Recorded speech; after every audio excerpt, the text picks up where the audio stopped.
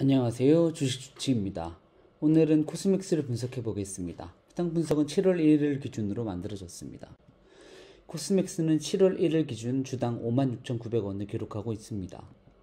평소 기업 분석과 다르게 제가 종목을 분석할 때 어떤 순서로 종목을 선정하고 분석하는지를 보여드리면서 종목 분석을 해보겠습니다. 우선 차트상으로 10년새 최저 가격 수준인 것을 확인하고, 만약 지금 이 종목을 사더라도 10년 동안 코스맥스를 매수한 사람들보다는 싼 가격으로 사는 점을 인지합니다. 그리고 무엇보다 작년 약 14만원의 주가가 56,900원으로 급격하게 떨어졌음을 파악할 수 있습니다. 그 후 매출액, 영업이익, 순이익을 살펴봅니다. 첫 번째로는 매출액이 매년 감소하는지를 파악해봅니다. 두 번째로는 순이익이 적자를 기록하고 있는지를 파악해봅니다. 다행히 매년 매출액도 증가하고 순이익도 흑자를 기록하고 있는 모습을 보여줍니다. 그렇다면 여기서 돈도 잘 벌고 있는 회사가 왜 주가가 떨어지는 것일까? 라는 의문점을 가지고 코스맥스에 대한 기사를 찾아봅니다. 중국 법인을 따로 상장시키려는 움직임 때문에 주가가 하락했다는 것을 기사를 통해 파악할 수 있습니다. 기사 내용을 자세히 살펴보면 중국 법인인 코스맥스 이스트의 상장으로 기업 가치가 희석될 가능성이 있다고 합니다. 코스맥스 이스트는 코스맥스 차이나 코스맥스 광저우의 자회사로 원래는 코스맥스에 포함되어 있는 회사였지만 최근 물적 분할로 코스닥 시장에 상장시키려는 움직임이 있다고 합니다. 코스맥스 이스트를 물적 분할로 상장시키려는 움직임 때문에 주가가 35%나 감소하였고, 기사에 적힌 감소된 주가는 81,600원이라고 합니다. 현재 56,900원의 주가를 생각하면 좀 과도하게 떨어진 것이 아닐까라는 생각을 할 수 있습니다. 코스맥스의 1조 6천억의 매출 중 약 55%가 국내 매출, 40% 정도가 중국 매출인 점을 감안하면 물적 분할 시도 전 약 14만원의 주가가 현재 56,900원으로 반토막 이상 하락하였기 때문에 중국 법인의 매출 비중 대비 주가 하락이 더 크다고 볼 수 있겠습니다. 최근 물적 분할로 개미들의 뒤통수를 친 LG화학, SK이노베이션 등 나쁜 선례가 있기에 더욱 우려의 목소리가 나오고 있습니다. SK이노베이션은 물적 분할 후 약 45% 정도의 주가 하락이 발생했고, LG화학 또한 약 50%의 주가 하락이 발생했습니다. 그렇다면 각 법인별로 사업 현황을 자세히 살펴보겠습니다. 국내 법인인 코스맥스에서 8,500억의 매출이 나오고 있고, 2021년에는 2020년에 비해 제품 가격이 상승했음을 알 수 있습니다. 보통 ODM 회사는 수주를 받고 물품을 만들어주는 시기라 제품 가격을 올리기 힘들다고 하지만, 기술력이 좋은 코스맥스는 다행히 제품 가격 상승을 이루어낸 모습입니다. 코스맥스 차이나는 약 5천억 원의 매출이 나오고 있고, 제품 가격은 한국에 비해 절반 가격 수준이지만 마찬가지로 전년도에 비해 가격 상승을 이루어낸 모습입니다. 코스맥스 광저우에서는 1,400억의 매출이 나오고 있고, 제품 가격은 한국의 절반입니다.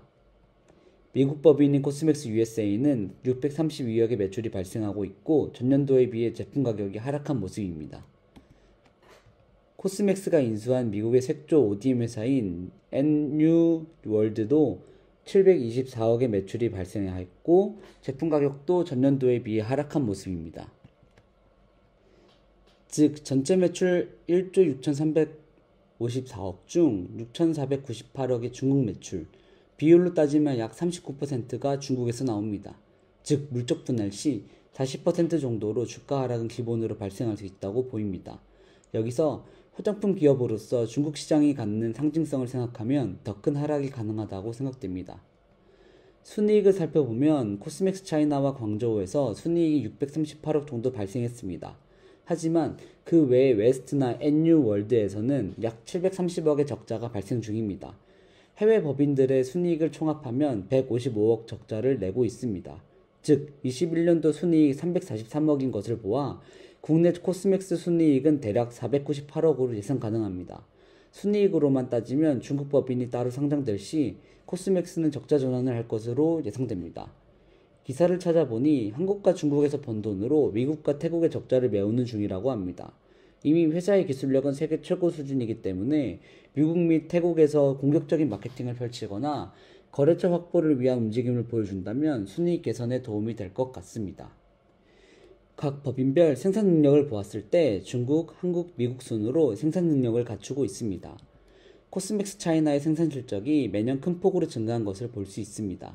더군다나 생산 능력의 약 50% 이하의 실적을 보이고 있기에 추가 공장 투자를 하지 않아도 매출 상승이 이루어질 수 있다고 예상됩니다.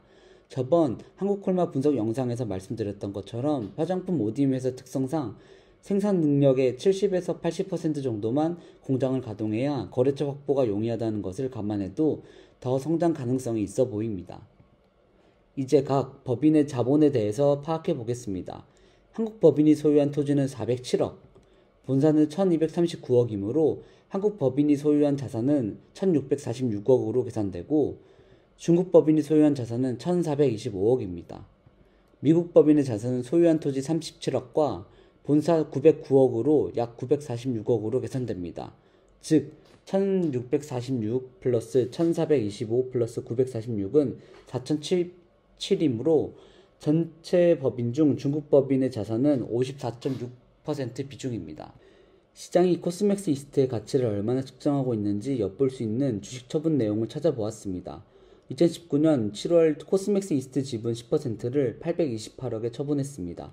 쉽게 이야기하면 2019년 당시 코스맥스 이스트 법인 가치를 약 8,300억으로 파악했다고 생각됩니다.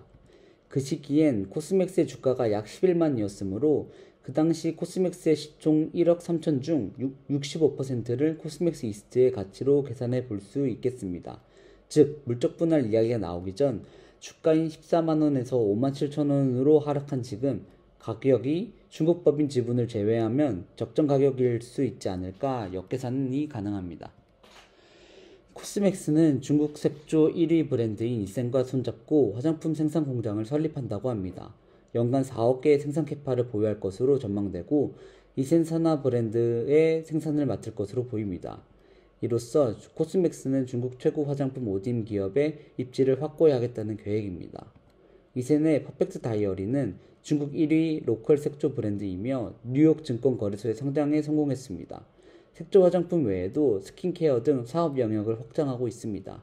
이렇게 중국 시장에서 성장하고 있는 코스맥스 이스트가 물적 분할 된다니 개미의 입장에서는 안타깝습니다. 이렇게 물적 분할로 개미를 울리는 대주주는 어떤 사람들일까라는 생각으로 기사를 찾아보았습니다. 코스맥스 BTI 오너가의 보유 주식 80%가 담보로 묶여 있다는 기사입니다. 오너가는 자신들이 보유한 주식을 담보로 증권사에서 돈을 빌렸는데 주가가 크게 하락하자 증권사에서 하락분만큼 담보를 요구했습니다. 전체 보유 주식 중 80%가 담보로 잡혀 있는데 최근 주가가 더 크게 하락했으므로 더 큰 비중의 주식이 담보로 잡혔을 것으로 예상됩니다.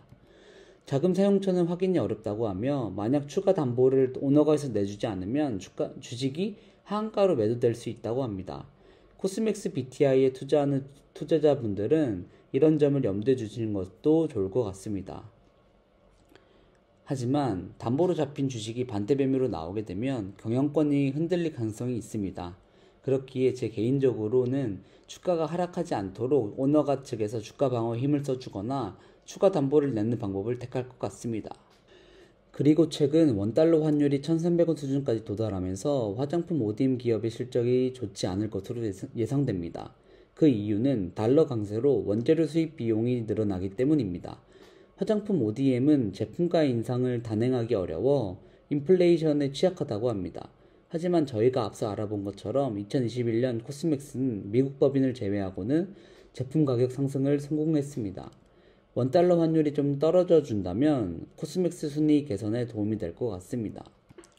이젠 코스맥스의 배당에 대해 알아보겠습니다. 배당 성향은 보통 15% 정도 내외였고 2020년에는 배당을 지급하지 않은 적도 있어서 배당을 기대하고 투자하기에는 리스크가 있어 보입니다.